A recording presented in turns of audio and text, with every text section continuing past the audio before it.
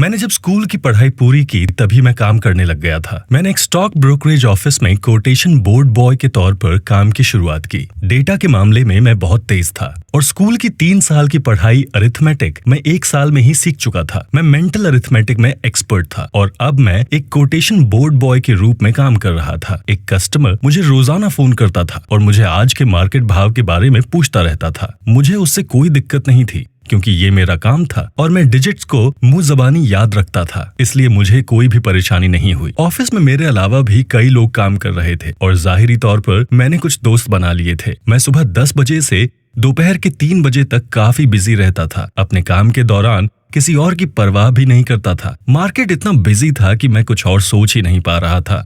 Stock market कभी एक सा नहीं रहता, ये हमेशा चेंज होता रहता है और मुझे स्टॉक मार्केट के इस चेंज में बहुत इंटरेस्ट था। ये क्यों बदलता रहता है ये तो मैं नहीं जानता, लेकिन मैं इस चेंज को देखता रहता था। मैं बस हमेशा हर दिन लगभग 5 घंटे और शनिवार को 2 घंटे इसी के बारे में सोचा करता था। प्राइस के उतार चढ़ाव में मैं अकेला ही इंटरेस्टेड नहीं था, लेकिन फिगर्स के मामले में मेरी मेमोरी बहुत अच्छी थी। मुझे पिछले दिनों हुए रेट में बदलाव याद रहते थे और मैं उन्हें डिटेल में बता सकता था। बाजार के अप डाउन पर मेरी पूरी नजर थी और उसमें मेंटल अरिथमेटिक मेरी मदद करता था। उसके अलावा भी हर रोज ऐसी कई इंसिडेंट्स होते थे जो मुझे गाइड करते थे। सैकड़ों तरह के सवाल जवाब और अनुभव मुझे रोजाना मिलते थे। मैं अपने दिमाग में डोप शीट को रखता था और मुझे स्टॉक मार्केट का पुराना परफॉर्मेंस भी याद रहता था। मैंने अपने दिमाग में स्टॉक प्राइस को सेव कर रखा था और उसे लॉक कर दिया था। आप जानते हैं मैं क्या कहना चाह रहा हूँ? मान लीजिए कि शेयर मार्केट में एक लड़ाई चल रही है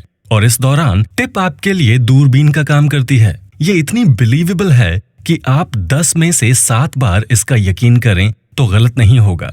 एक और चीज जो मैंने सीखी वो ये थी कि वॉल स्ट्रीट में कुछ भी नया नहीं होता। वैसे ही शेयर बाजार में आज जो कुछ भी हो रहा है वो पहले भी हो चुका है। मुझे कभी कभी लगता है कि मैं सिर्फ याद रखने का मैनेजमेंट कर रहा हूँ। ये क्या चीज है, कब और कैसे हो रही है। मैं अपने पिछले एक्सपीरियंस को यूज करना बहुत बेहतरीन तरीके से जानता हूँ। मैं अपने काम को बहुत दिलचस्पी से करता हूँ। शेयरों की गिरावट और शेयरों का उछाल जानने के लिए मैं हमेशा एक्साइटेड रहता हूँ और हमेशा अनुमान लगाता रहता हूँ। इसके लिए मुझे नोटबुक भी मिली है। इसमें मैंने अपने अनुभव लिखे हैं। इसमें मैंने फालतू के रिकॉर्ड की बजाय मेरे हिट और मिस के रिकॉर्ड सहेजे हैं।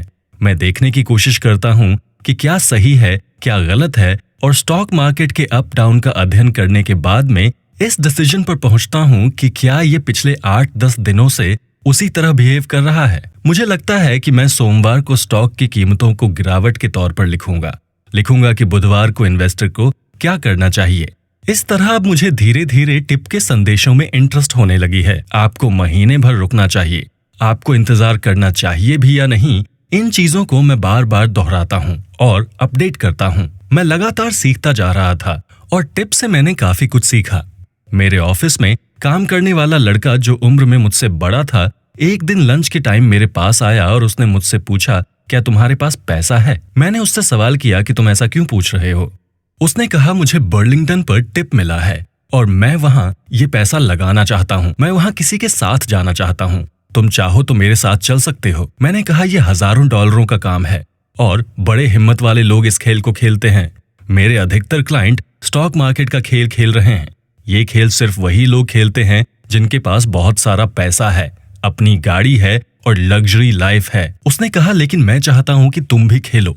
मैंने कहा कि मैं कितने पैसे से स्टार्ट कर सकता हूँ? तो उसने कहा कि $5 के शेयर खरीद लो। उसने कहा, मैं अभी जा रहा हूँ और इस खेल के बाद हमारा पैसा डबल हो जाएगा। मैंने अपनी छोटी सी किताब निकाली जिसके अनुसार पैसा डबल हो सकता है। हालांकि मुझे पैसा डबल करने में कोई दिलचस्पी नहीं थी। आज तक मैंने अपने जीवन में कभी भी कुछ खरीदा बेचा नहीं था। मैंने कभी इस तरह का जुआ नहीं खेला था। मैंने स्टॉक मार्केट में अब तक जो कुछ भी सीखा था उसे आजमाने का ये पहला मौका था। मेरी काबिलियत और डेटा की समझ और सटीकता को परखने का भी ये पहला मौका था। आखिरकार मैंने उसे पैसे दे दिए। उसने बर्लिंगटन के शेयर खरीदे। 2 दिन बाद हमने उन्हें कैश कर लिया और इसमें हमें $3.1 का प्रॉफिट हुआ। अब मैं लंच के दौरान ये काम करने में दिलचस्पी रखने लगा। उसके बाद मैंने नौकरी छोड़ दी। कई लोगों को मेरी नौकरी छोड़ने से आपत्ति थी, लेकिन मैंने किसी की नहीं सुनी। मैं उस कार्यालय का सबसे छोटा एम्प्लॉय था और मेरी सैलरी बहुत ज्यादा नहीं थी। मुझे याद है मैं उस समय 15 साल का था जब मैं अपनी माँ के सामने पहली बार अपनी कमाई के 1000 रुपए रखे। मेरी माँ को लगा कि मैंने कुछ गलत काम किया है और फिर बाद में वो इस पैसे को बैंक में रखने गई थी।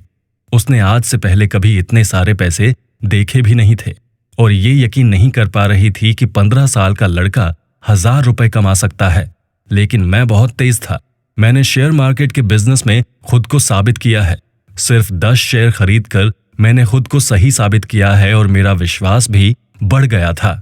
मैं अच्छे से प्रॉफिट मार्जिन कमा रहा था। मैं बहादुरी से रिस्क ले रहा था और पैसा बनाने लगा। बाजार को लेकर मेरा अंदाजा लगातार सही साबित हो रहा था। शेयर मार्केट की नौकरी छोड़कर 15 साल की उम्र में मैं एक बेहतरीन जिंदगी जी रहा था और ये सब मैंने एक छोटी सी बकेट शॉप से शुरू किया। कुछ लोगों के लिए यह आश्चर्यजनक था क्योंकि बकेट शॉप से शेयर मार्केट का कोई सरोकार नहीं था। लेकिन मैंने अनुभव से उस बकेट शॉप के शेयर अवैध रूप से खरीदे और प्रॉफिट कमाया। ऐसा कह सकते हैं कि मैंने उतार चढ़ाव प्रॉफिट लॉस के रिस्क लेते हुए खुद का व्यवसाय खड़ा कर लिया था। इसमें अच्छा या बुरा सब कुछ मेरी जिम्मेदारी थी। हालांकि मेरे कई दोस्त हैं, लेकिन इस बिजनेस में मैं अकेला ही था। मैंने 15-20 शेयर से अपना धंधा शुरू किया और मैं लगातार प्रॉफिट कमा रहा था। अब मुझे बिजनेस करते हुए महीनों बीत चुके थे और मैंने आगे बढ़ने का फैसला कर लिया था। उस बकेट शॉप की ब्रांच पूरे शहर में होटलों की लॉबी में और अन्य पब्लिक प्लेसेस पर थी। मैं होटल के मैनेजर से मिला और मैंने उससे बातचीत की, कुछ सवाल किए और आखिरकार वो ट्रेडिंग के लिए तैयार हो गया। कुछ समय बाद स्टॉक इक्विटी तेज हो गई और होटल के हेड ऑफिस से उसे एक फोन आया कि कौन इस पूरे बिजनेस को हैंडल कर रहा है। होटल के मैनेजर ने मुझसे संपर्क किया कि वो सवाल का क्या जवाब दें। तब मैंने उसे कहा कि आप उन्हें मेरा नाम बताइए, एडवर्ड रॉबिन्सन, और कहिएगा कि मैं कैम्ब्रिज का निवासी हूँ। मेरे कहे अनुसार उसने ये समाचार अपने हेड ऑफिस में चीफ को दिए, लेकिन वो लोग ये भी जानना चाहते थे कि मैं आखिर दिखता कैसा हूँ। मैंने उससे कहा कि उन्हें कहिए कि मैं एक कम हाइट वाला थोड़ा सा मोटा व्यक्ति हूँ जिसके घने काले बाल हैं और दाढ़ी रखता हूँ।